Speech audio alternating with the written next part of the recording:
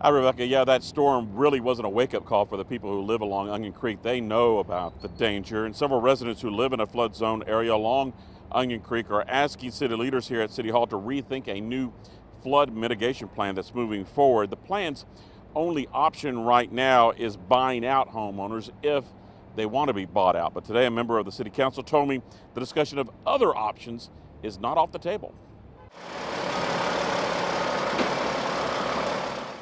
Demolition crews were busy Thursday on Pinehurst Drive, which is next to Onion Creek. One house was being gutted, while rubble from another was piled up and hauled away.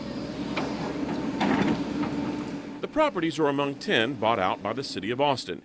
Between two vacant lots is a house that's still standing. It's rented by Lila Matuska. I work right there, and I watch this house literally tumble, and it's very, very weird. Brick by brick, she has watched old neighbors disappear. And then you see the owners come, and they're watching their house being torn down, so it's kind of sad, to be honest. It really is. The Austin City Council recently approved $25 million to buy out up to 50 homes. That's just for phase one, because 138 homes have been identified as being at risk. The threat comes from Onion Creek, which Thursday was still receding from rainstorms Wednesday morning. We were fortunate this time that it wasn't bad and there was no flooding, but there's always that fear. Austin City Council member Ann Kitchen has supported the buyout program, but wants to look at more options. Starting with phase one buyouts doesn't preclude the potential for later including some engineering solutions for the next set of homes.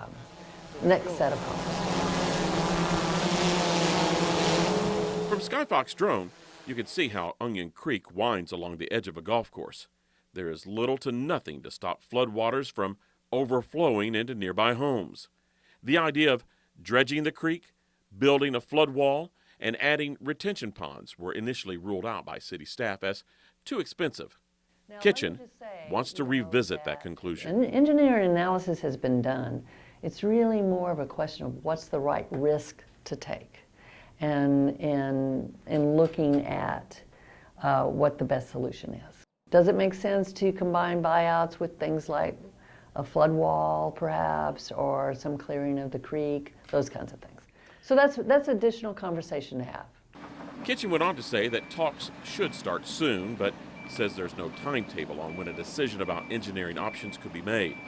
For now, the focus remains on scheduling moving vans and dump trucks that will continue to roll in and out of this neighborhood.